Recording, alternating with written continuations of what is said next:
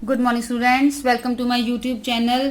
हाँ जी बच्चे, तो जैसे कि आपको पता है कि हम अपना चैप्टर 7 कर रहे थे, तो आज हम करेंगे एक्सरसाइज 7.2 का question number 4th and 5th। तो बच्चे हमारा क्वेश्चन नंबर 4th है फाइंड द रेशो। अब उन्हें रेशो निकालने को बोल दिया है in which the segment joining the points.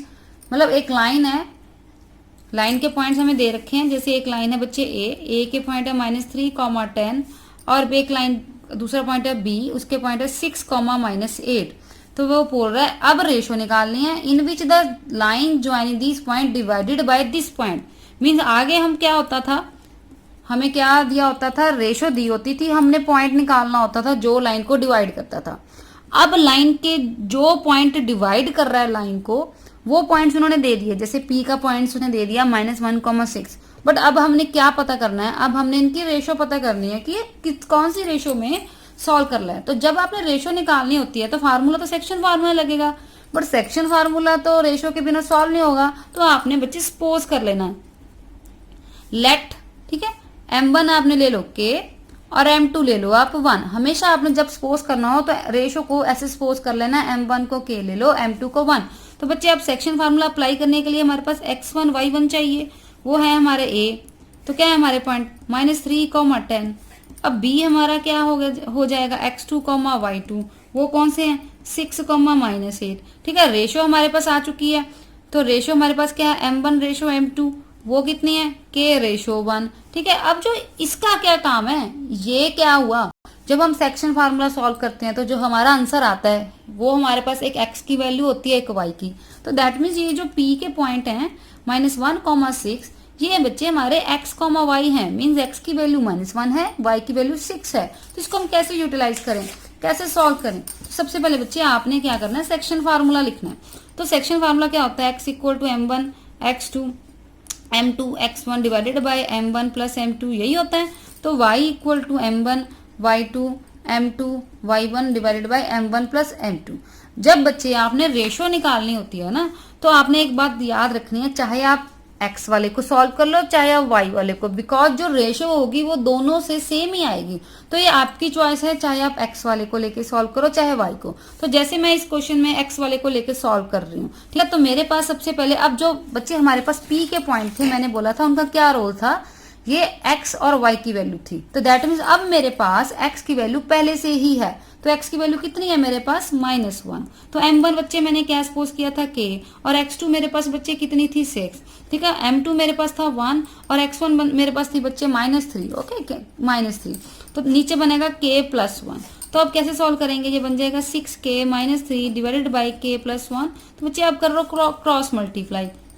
जब आप क्रॉस मल्टीप्लाई करोगे तो आपके पास बन जाएगा -k -1 6k -3। तो -k, ये 6k इधर आके नेगेटिव के बन जाएंगे। तो ये बच्चे हमारे पास आ गया -7k -2, नेगेटिव से नेगेटिव कट गया तो k आ गया 2/7। ठीक है बच्चे, तो हमने माना था m1 ratio m2, means m1 माना था k रेशो 1, यही था। तो k था 2/7 रेशो 1, ये बच्चे 7 उधर चला गया, तो आंसर आ गया 2/7।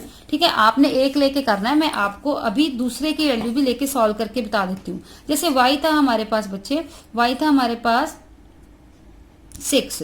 ओके, तो m1 मेरे पास था k और y2 कितना था -8, m2 मेरे पास कितना था बच्चे 1 और y1 कितना था मेरे पास 10। तो नीचे आ जाएगा k प्लस 1। ठीक है, तो ये बन जाएगा -8k प्लस 10। अगेन बच्चे मुझे क्या करना पड़ेगा, क्रॉस मल्टीप्लाई करनी पड़ेगी। जब 6 को इससे क्रॉस मल्टीप्लाई करेंगे तो बन जाएगा, कितना बन जाएगा 6k plus 6 -8k plus 10।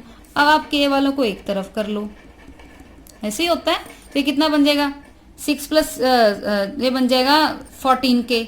Okay, तो यहाँ पे कितना बन जाएगा 4, यही है। तो कितना आ जाएगा 4/14। तो 2 के टेबल से कटिंग कर दो, 2 to the 4 7।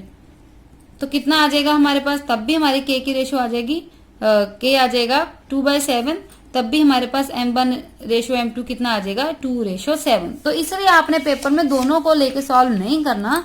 तो जब आपको k की वैल्यू निकालने के लिए बोली है, मींस रेशो की वैल्यू निकालने के लिए बोली है, तो चाहे आप x को लेके सॉल्व कर लो चाहे आप y को लेके सॉल्व कर लो। बहुत इंपॉर्टेंट क्वेश्चन है बच्चे, ये पेपर में आता ही आता है बच्चों को रेशो निकालने के लिए, तो आपने इसको अच्छे तरीके से क्लियर कर लेना है। हाँ जी बच्चे, तो जो बच्चे हमारा जो नेक्स्ट क्वेश्चन है फाइंड द रेशियो, अब इसमें भी रेशियो निकालने हैं, तो ये तो इंपॉर्टेंट क्वेश्चन हुआ। इन विच द लाइन सेगमेंट के पॉइंट दे रखे हैं, जैसे ए के पॉइंट है बच्चे 1, -5, बी के हैं -4, 5 डिवाइडेड बाय एक्स एक्सिस। तो जैसे पिछले क्वेश्चन में बोला था डिवाइडेड बाय -1, 6 या 2, 3, मतलब पर्टिकुलर पी का पॉइंट दिया होता था, तो यहाँ पे इसने बोल दिया जो पॉइंट है डिवाइडेड बाय एक्स एक्सिस। तो मैंने जब आपको 7.1 कराई थी तो मैंने बताया था अगर मैं बोल रहा है एक्स एक्सिस तो दैट मीन्स उसका पॉइंट क्या हो जाएगा x, 0। अगर वो क्या वाई एक्सिस बोल रहा है तो उसका मतलब क्या हो जाएगा 0, y। ये आपको पता होना चाहिए। अब वो बोल रहा है जो लाइन डिवाइड हो रही है बाई एक्स एक्सिस, मतलब p के पॉइंट कौन से हैं x, 0।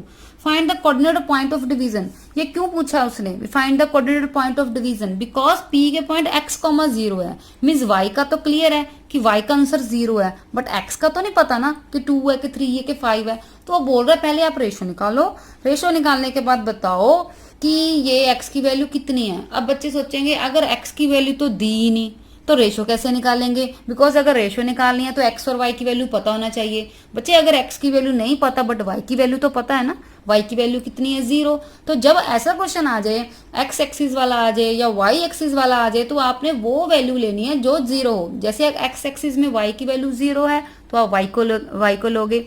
अगर आप y एक्सिस आ जाता है तो उसका मतलब होता है 0, y, तो दैट मीन्स उसमें y मिसिंग है।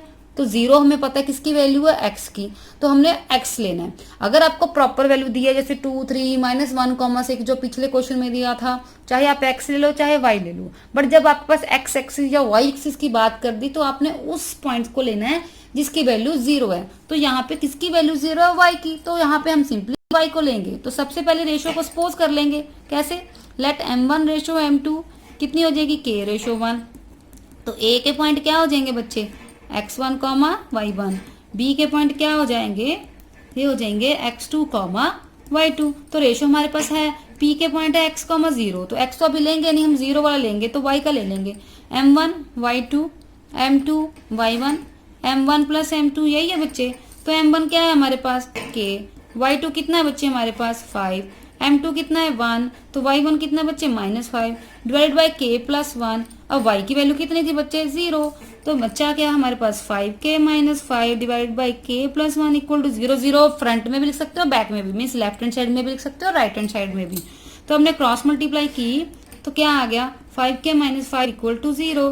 तो यहाँ से बच्चे क्या आ जाएगा, k की वैल्यू आ गई 1। ठीक है, अब k की वैल्यू 1 आ गई है तो हमारे पास क्या बन जाएगा ना, हमारे पास था m1 ratio m2 equal to k ratio 1, means 1:1। अब बच्चे रेशो आ गई, अब बोल रहा है जो मिसिंग पॉइंट है वो निकालो। कैसे निकालेंगे, क्या था, किसका निकालने का बोला मिसिंग पॉइंट, x का, क्योंकि y का तो 0 है। तो x का फॉर्मूला क्या था m1 x2 m2 x1 m1 plus m2।